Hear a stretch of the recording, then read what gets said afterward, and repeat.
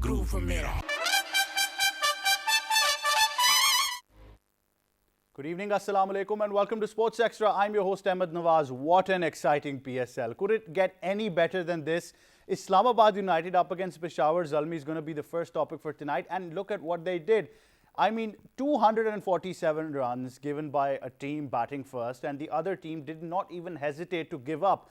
They took it to the very end, fell just 15 runs short, but my God, what a performance.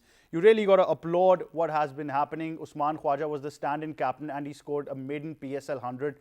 And this was what was required from the PSL, because earlier on we did say that the UAE wickets would be a bit slow.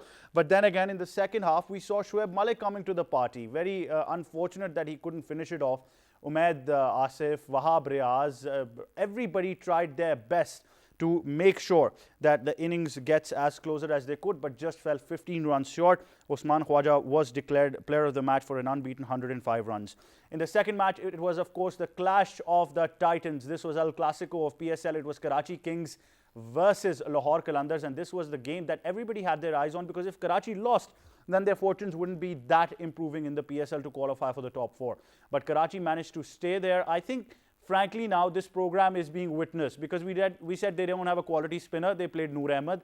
We said Ahmad's captaincy is lacking. He came as an attacking captain. So a lot happened, and Noor Ahmad was declared man of the match for his superb performance. Lahore's performance slumping once again. They'll be very disappointing, because Tim David and James Faulkner tried to get them over the line, but in the end it was just too good, and Karachi taking a victory by 7 runs. In the second segment of tonight's show, we'll be discussing Euro 2020 that continues. Italy have qualified for the round of 16. Wales has taken a huge step with a win over Turkey. Belgium overcame Denmark by 2-1. And it's Belgium who have also qualified. That means that we've got almost teams progressing now to the second round. We'll be discussing that. Time now to introduce our guest in studios. First of all, to discuss the PSL. And it is always fun when you have to discuss the PSL and you have this gentleman around, a very dear brother, a very great friend. He's a cricket commentator, he's a cricket expert, and really knows the inside of the game. And he's a skipper as well for a big team. So you really want to, get to him when you want to improve some cricket, probably, because these days I'm hearing that they're getting some great facilities as well as far as nets are concerned. None other than Mr. Kashif Shabbir. Assalamu alaikum, Kashif. How are you, sir? Alhamdulillah. Good to have you on the show. We've also been joined by a cricket expert and a very keen analyzer of the game when it comes to those its and bits, none other than Ali Abbas. Assalamu alaikum. How are you? Assalamu alaikum, and a very happy birthday to you. Thank you so much, Ali Abbas. Right. I think it's very important to discuss the first game. Kashif, we've been mentioning over the past week certain things about Karachi Kings. I truly believe now maybe they're hearing it, because they've ticked all the boxes last night. They're very below par on a wicket that had so much to offer in terms of batting. But Ahmad really made sure that his captaincy came to the party. Yes, I think that was a very crucial game both for Lahore and Karachi. But we were expecting the result in the other way around, because I was for Lahore. I thought Lahore is going to beat Karachi. But the table turned around. And again, the batting performance of Karachi was very good. The anchor role was played by Babar Azam, and around him, the whole team revolved. And that is the reason why they scored 176. Kashif, do you think, if we come back to the first game, and then of course move on here again, that after the wicket offering more than 400 runs, the teams who were seeing this victory would have actually thought that, okay, 200 plus is now achievable. What did you believe of the pitch when the first match ended? I think maybe because of the dew factor, I was not expecting this much score in the second match, because we all know that because of the dew factor, if you cannot bowl well, you cannot score that many runs as well. But in the first match, it was the real face of PSL. This is what was expected from PSL. Islamabad United peaking at the right time, as I always say. And this is a team of all mediocre players. They are not absolute gem of the players. But all these players, they are peaking at the right time. They are showing their talent, especially in the batting side. If you see Asif Ali, Iftikhar, Usman Khwaja, Colin Munro, all batsmen, they are playing absolutely marvelous game. And the best part of Islamabad United is that they all are gelling together. They are performing in their own segment. If a task is given to a batsman, he is giving his 100%. And same is the case with the bowlers and the fielders. So I think Islamabad United is peaking at the right time, and Islamabad United is the team we're going to see in the finals. what did you believe of the game? We know that Islamabad United really showed some class because people were not bit too savvy about Usman Khwaja, but he's really shown us what an Australian can do.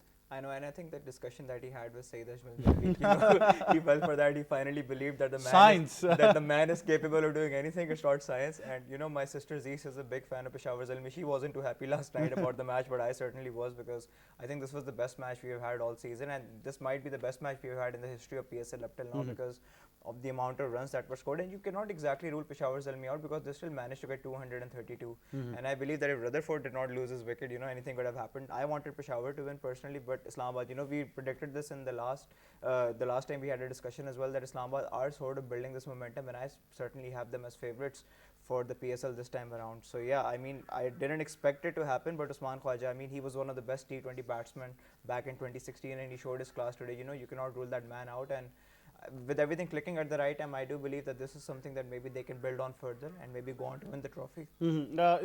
Just to highlight here, Islamabad's total of 247 is also now a national record for Pakistan. This is the highest T20 score by any Pakistan domestic side. They bettered the result that the Dolphins had back way back when it used to be a domestic T20 tournament. Good times. The good times, of course. And very important that Peshawar did get taken to the cleaners. But one thing that I want to talk about, from which I think Lahore and other teams can learn from, is that Peshawar's fighting spirit was there. You know, at any day, even if we're playing cricket, 240, we would be psychologically out. But Peshawar were very sure of the plan that they've got to chase it down. This is the beauty of cricket, and this is what the spirit should be. You cannot rule out any team until the last ball is bowled. And I think Peshawar Zalmi, they were on the right track. And as you mentioned, that if Rutherford had played another 2 overs more, I'm sure the game would have been tilted in Peshawar Zalmi's favour. But in spite of seeing all these things, I still believe that Lahore Qalandar is still a better team. And for some reason, I see Lahore Qalandar and Peshawar Zalmi playing the finals. From my heart, I want Islamabad United to be the finalist and to win the PSL. But still, if you see the comparison of the teams, the combination of the team, I still believe that Lahore Qalandar is a better team. But they have a better bowling attack. The big question is, how will Lahore beat Lahore? That's the big question. It's not about $1 million question. If you look at the bowling, the bowling combination of Lahore, because I believe in T20 you need to have good bowling side, because that is where you can restrict the other team from scoring big totals. And once you restrict the other team, the game becomes very easy for you. So having Shaheen Shah Afridi, Rashid Khan, James Faulkner and Haris Rauf, I think it's the best bowling of the PSL. Best bowling, absolutely. And if against this bowling, if you can score around 170, 180, you have done a marvelous job. You've won the match probably, because we know Lahore's fortunes are not changing because they've been chasing totals, but something is definitely not there. They got to peak at the right time. Peshawar Zalmi, you talk about them as a team. I think we need to talk about Islamabad here as well. That although they were almost on the brink of losing this game after 247, but the fact is, these young guys, and I've been talking about them, Akif Javed, Mohammad Wasim Jr., you talk about them, their bowling skill and what they're bringing to the table. Even Hussain Talat was bowling well when he got the wicket of Shoaib Malik, which was a game changer probably. These guys have got some resilience, although they got hit. Fawad Ahmad got absolutely thrashed, Zafar Gohar got thrashed. But these guys have got those mental nerves to be on the top of the stage. I mean, last night wasn't a game where you can exactly judge bowlers based on the number of wickets at the pickup or their economy rate. You have to see the resilience that they have, that you rightly mentioned. And I think it was a major learning curve for all of these young bowlers, you know, because you cannot expect to contain a team under 150, 160 in T20s nowadays. And I am a firm believer that we should sort of reevaluate the standards that we have set for evaluating bowlers in T20 cricket, and that is maybe something that we saw last night as well, because you should be maybe evaluating bowlers based on how they come back. I mean, Hassan Ali got hit for 4 sixes. Hussain Talat was asked what's the key here. He said an economy of 10 is even good right exactly. Now. Like talking about Hassan Ali, he got hit for 4 sixes, but then he picked up the wicket on the 5th ball. That is what you just needed, wickets in that game. It wasn't like you had to contain a lot of runs because you were defending 247. I mean, obviously the fortunes were always going to favor you after you had achieved a total like that. So I think it's really important to now maybe consider consider that bowlers should not be just judged on economy rates of 7 or 8 or maybe picking 3 or 4 wickets. Just bowling in the right areas again and again to ensure that you're not hit from more than 15 runs in an over is also considered a major achievement in T20 cricket nowadays, which they did yesterday. So I think it was a pretty good performance and a major learning curve for these young bowlers. Major learning curve indeed. Kashif bhai, I must ask you the fact that we still come back to the question that maybe the PCB was probably too quick in announcing a squad, because now we're seeing some great performances that could made up for the squad, and two particular names that I want to talk about. Shoaib Malik, one, and I'll stick to Peshawar Zalmi because Wahab Riaz, with his batting performance even, and Umaid Asif look absolutely brilliant. No, but they have still not announced the World Cup squad. Obviously, yes. So that is the main area where we have to focus. And if you talk about Shoaib Malik, I think it is about time that we should say goodbye to Shoaib Malik. And Ahmad will not like that. yeah, because now we've got young guns available for Pakistan. Like Mohammad Asif Ali, Iftikhar, both are playing very good.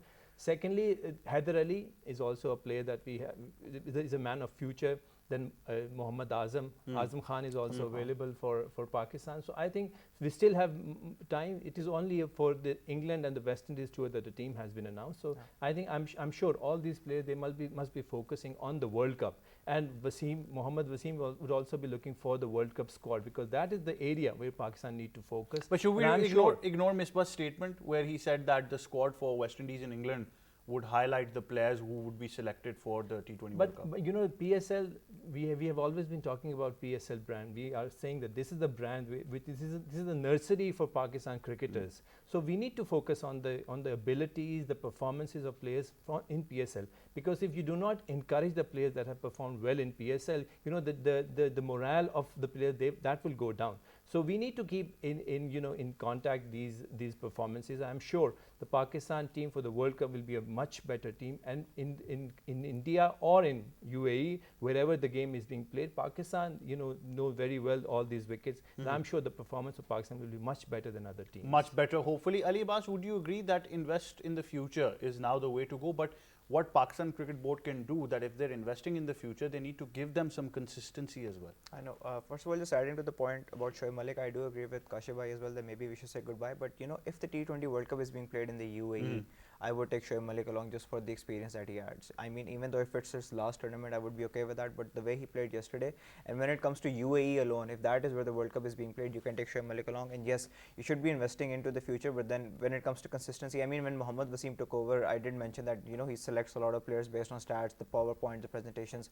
I was a little upset because I didn't know they were hiring a BI specialist at that time. I would have applied as well.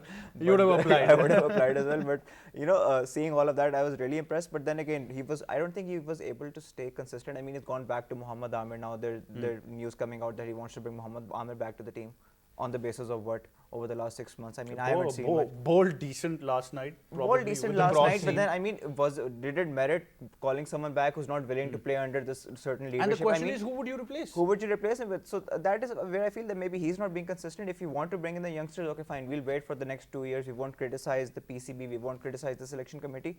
But when you lose the consistency and you go back to maybe what you were supposed to forget, that is where the issues come in. And I hope we're all optimistic. Invest in the future generation, in the future cricketers. But I don't see that happening, and it's going to be mix and match till God knows till we're 60, I guess. we definitely want to keep that discussion going. But I definitely think that Shoaib bhai, don't listen to them, right? So you're performing well. Keep on doing that. I think you're going to be. But definitely the problem is there. His international stats have not been that great, and the ability to not finish a game is definitely going to cost us wherever we are in the international circuit. Moving on to the second game, Karachi Kings against Lahore Qalandars.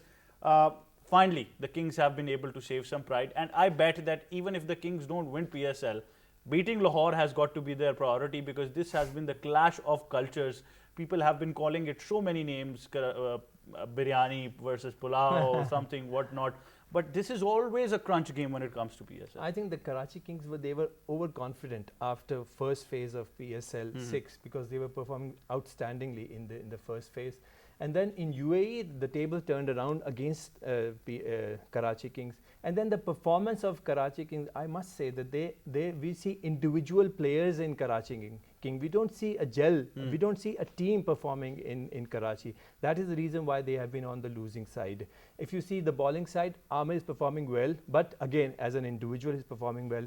Babar Azam, outstanding player, outstanding. Everything is outstanding, but you know, the ability of taking the team till the last ball, the ability of increasing the strike rate, that is, you know, is missing in Babar Azam. We do need an anchor player in the form of Babar Azam in a team, but then the other players, they have to, you know, revolve around that anchor person. But I think those things are missing in Karachi, and then obviously the captain Ahmad Wasim. But in the last match we have seen, I mean, I think they have regrouped. I'm sure a lot of talking has been done by Wasim Akram for the team. And now after this, after the last episode, the last game, I think there is some shine that we have seen in Karachi King. And if this is how they're going to play in the remaining matches, I'm sure they are a team that should be washed out. Abbas, Noor Ahmed, I think these guys are, you know, the next Avengers of cricket, because just look at the quality that they've been producing. And now we've got Noor Ahmed, who's come in, played his first match, taken wickets and man of the match, and what a great future he's got. I think maybe Wasim Akram gave them the corner tiger speech that maybe Imran Khan gave them in the 1992 World Cup, because like Lahore Qalandars, I feel Karachi Kings were also sort of losing momentum. But yeah, I mean, I won't say it's nice to see. I was supporting Karachi Kings, but for me, Lahore Qalandars as well. I want to see Rana Sahab celebrating. I mean, he doesn't come to the ground anymore, but I'm sure he is somewhere, and there would be a video coming out. So I was with the Lahore Qalandars as well. But yeah, I mean, with Karachi Kings, I do agree with Kashif bhai in terms of the individualistic approach that they have, because there's so many big names and so many big superstars in that team, and so many players so I would say desperate to merit a spot in the team, that you do feel that maybe the own performances come above the team performances. I mean, I felt Ahmad Wasim at times has sheltered himself from situations where he could have bowled to maybe not I would say ruin his economy rate. So seeing the way he captained last night was really impressive. And finally bowled 4 overs. Finally bowled 4 overs as well. So that is what you need from your captain. I mean, if he does play as an aggressive captain, if he does bowl well, if he comes in those situations, I'm sure he will end up in the team. So there's no point in just staying back, keeping yourself back. I mean, we were really critical of Sarfaraz Ahmad of that as well a couple of years ago in the Pakistani team, and he would send a tail ender above him. And Sarfaraz Ahmad is not a part of the Pakistani team anymore. So it's important for Ahmad Wasim to realize that if he has an opportunity as a captain, he should utilize that and be more brave, and that is where maybe he will develop his own personality as well and serve for Pakistan in the future. So the individualistic approach does make sense, but not at the expense of your own team, at the expense of your own franchise. Well, their expressions in the dugout are absolutely horrific. You see Herschel Gibbs, Wasim Akram, and Faisal Bhai, their media manager. Everybody is so furious with the performance that, you know, I feel like that the team's going to get a bashing every time. But regardless, thank God they won last night. Kashif bhai, does a win, just a single win after a bad performance, after a couple of bad performances, do you think will it lift Karachi as a side now? Because if they're going towards the top 4, they've got no room for error now. Definitely it will. And you know, win in any sort, if you're winning by just a single run, still it is a win. And desperately it was required by Karachi Kings, because now if they want to be in the top 4, they have to go all out, and they have to win all the remaining matches. Only then they can, you know, achieve to that target. So I'm sure this is going to be a morale booster for Karachi Kings, and they'll play well in the remaining matches. And the other teams will also watch out for Karachi Kings. I mean, we have been talking so much about the individual performance. I'm sure they all be realizing this fact that people are talking about their individual performance, not as a team. They are not playing as a unit. So that was missing in Karachi King. I'm sure there must be, you know, there must be a group talking about it. I'm sure the captain, the coaches, they must have, you know, talked about it, and it is going to be a new team now, Karachi Definitely, Kings. we need a new team from Karachi Kings, because I've been a very loyal Karachi fan and I really want to save some pride when it comes to the PSL. But nonetheless, I think we'll continue this discussion. We'll just go towards a short break. Stay tuned, we'll be right back.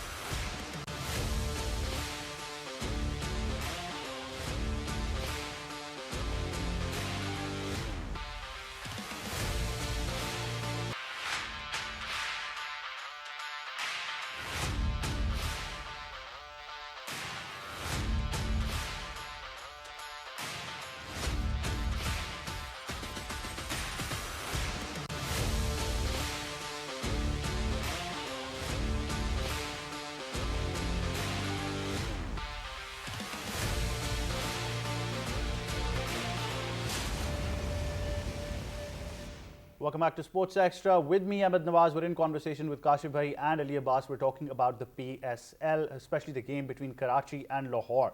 Ali Abbas, I read a tweet which said 16 and man of the match tonight.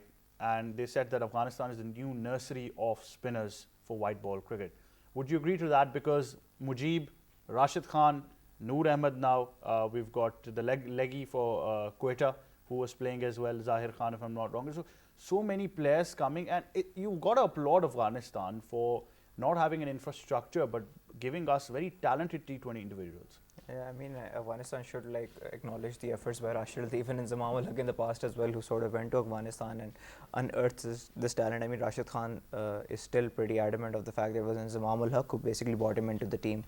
So the still 21-year-old Rashid Khan, has a lot to offer. So we must admit that Afghanistan have really developed their cricketing, I would say, structure. I mean, they've had a lot of help from India, and in the past they've had a lot of help from Pakistan as well. So I mean, using that investment and getting all of these players and those players getting a chance to express themselves in the PSL is only going to enhance the relationship between the two countries as well. Like Rashid Khan mentioned, that the more Pakistan and Afghanistan play with one another, it would improve. I also agree that the more players we have of Afghanistan in the PSL, that would also help the relationship improve, and we have our own superstar. Well, the points table is now a bit jumbled up. It's very important to see the points table, and we just had a chance to go through it in the break. It looks pretty fussy now. We know Islamabad has qualified. We know that they're probably safe and Quetta has been knocked out, but there are still teams that are going to be battling it out because Lahore are playing their last game tonight, and they're against Multan, who still have 2 games in hand. Lahore, if they win this one, they're going to go to 10 points. That will give them a chance to probably qualify. But if they lose, it might be done for them. Oh, there are still if and buts in the game. Yes. And this is the beauty of Pakistan cricket, because Pakistan have been, doing the same thing in all the World Cups and all these matches. So I think this is the good part of PSL, that we have not finished talking about the team that are qualifying for the top 4 positions. So in my opinion, I again say today it is going to be Lahore Qalandar who is going to take this match, and they'll be the ones who will be going towards those 4 teams. Then Multan Sultan, again a very good team, very well captained by Mohammad Rizwan, because he's the man who is pushing all the players up, and he's the one who's the motivating force behind the team. Unlike Sarfaraz, as we have seen in the Quetta Gladiators, I think the fallback of Quetta Gladiators is because of Sarfaraz, because he has not been the motivating factor for the team. All that bullying up of the bowlers done by Sarfaraz, I think that is giving a bad name to his captaincy and overall teams. So talking about Multan Sultan again, I think Multan Sultan is also a very good team. But Quetta being knocked out, yeah, they still have 1 game remaining. So, a team that is knocked out... Against which team? I'll just get that. I think probably Karachi. Karachi, yes, thank you so much. Karachi Kings. So, a team who's been knocked out is often known to not help the other team qualify and take them down as well. And if that is the other team is Karachi Kings, I think... But for me, if you talk about the 4 teams, I think it is going to be Islamabad United, Peshawar Zalmi, Lahore Qalandars and Karachi Kings. Ali Abbas, I'll just highlight this, and you're going to love what is happening right now. Islamabad United, 14 points qualified. They've completed 9 games. They still have 1 remaining, and they have a game against Multan. So Multan tonight are playing Lahore Qalandars. If they don't win, they still have a chance, but against Islamabad, which is not going to be easy. Hypothetically, Islamabad have qualified. It's between Peshawar, Lahore, Multan and Karachi. Peshawar, Lahore both with 10 points. Multan and Karachi with 8 points each, and both have Karachi have 1 game remaining, Multan have 2 games remaining. So even if Multan doesn't win tonight and makes sure that Lahore qualifies, it can still come down to run rate, and on run rate Peshawar can still be knocked out. I know, and I'm going to just repeat your own statement that it's Lahore versus Lahore. If they can qualify or not, I do believe that they still have it in them, that if they can get their act together, I mean, with their bowling attack, the kind of bowling attack that they have, I still see them qualifying. But then again, it's Lahore versus Lahore, and if Lahore can win the remaining games, I don't think anyone can stop them. On the other hand, I would like to agree with Kashif as well that the top 4 that he has predicted is something that makes sense to me as well. And yeah, I think the PSL is already coming to Islamabad. I have this feeling now that I had it in the Champions Trophy as well.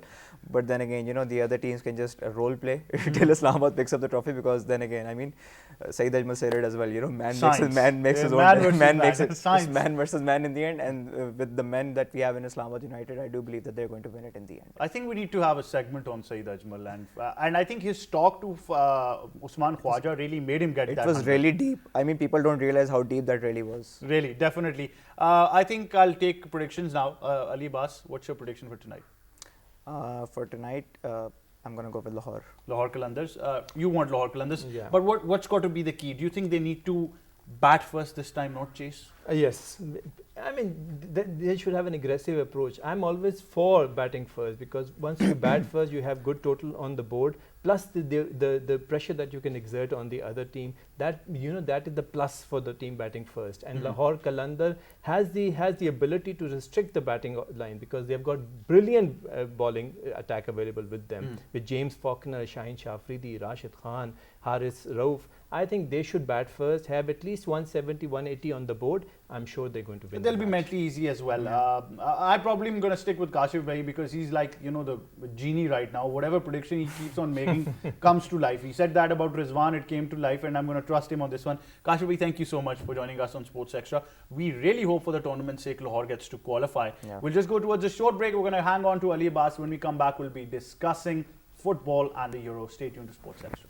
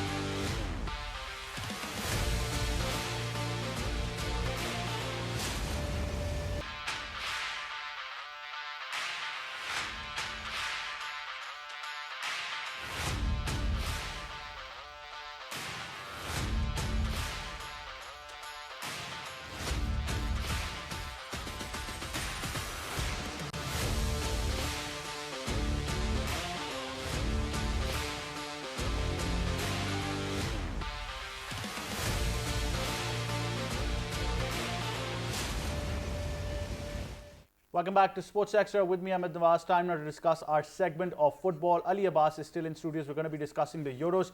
Ali Abbas, Euro is still a bit even, I must say. But so far, we know that teams have started qualifying for the next round. Especially, I want you to talk about Italy, because very underrated. They've been former world champions, but their international form has slumped. But now, with Roberto Mancini, it looks like that he's going to give them that glory that was required for Italy. I know, and a lot of people were ruling them out before the tournament, maybe because they do not have the big names that they did once. I think it has a lot to do with the Serie A, the Italian league, losing sort of its macho when it comes to the quality in terms of the players that league has, because I mean, you have most of the stars coming from Napoli. Napoli had a pretty poor season as well. Then you don't have many big Italian names in Inter Milan or AC Milan who are shining worldwide. So maybe because of that, people ruled it out. But what they do not know is that Roberto Mancini is leading the team into this tournament with an unbeaten record of around 26 and 27 matches. So I think Italy were being heavily underrated, and now people are starting to realize that in a short tournament where you just have 3 games, the quarterfinal, semi-final and final, to basically look forward to, anything can happen. And I do believe that they are going to be a dark horse and they're going to go pretty far. The Euro is somewhat affected, not just because of the pandemic, but you would also agree that the amount of league games being played has really hampered players' form, and I think their focus as well. Because I still believe there is very less focus on international football than the leagues. I know, and I mean, we're going to feel that today with Zlatan Ibrahimovic not playing today for Sweden. I mean, he was making that sort of a magical comeback, and I personally wanted to see him in the Swedish colours again. I mean, he is the 9-time Sweden Player of the Year, but then again, because of the league games, he got injured and he's not playing in the tournament. And I mean, the gap between the league games ending, the leagues of the different nations ending, and the Euro starting was so small that there's so many people who have decided not to show up. I mean, some people are saying that the incident that happened with Christian Eriksen was also due to a lot of games that that are being played, which is taking a toll on the players' health. So I mean that is supposed to be considered, but yeah.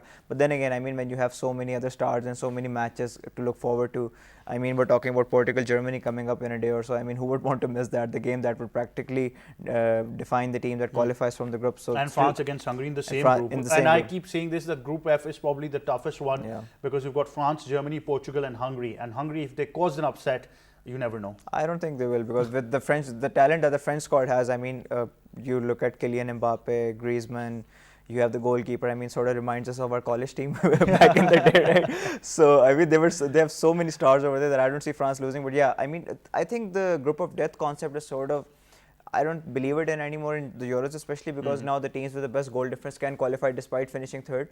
So I do believe that Portugal or Germany, one of them can qualify if they do manage to beat Hungary with a good goal difference. So it's going to be difficult, but I think the game tomorrow really will show us exactly where we stand in terms of the favourites that we have for the Euros. Abbas, Germany's form has not been that good. They lost to France tonight. They're up against Portugal, and if they lose, then they could be in real good trouble. I mean, a lot of people were predicting Germany to win the Euros, but I felt that the players that they had they're past their peak now.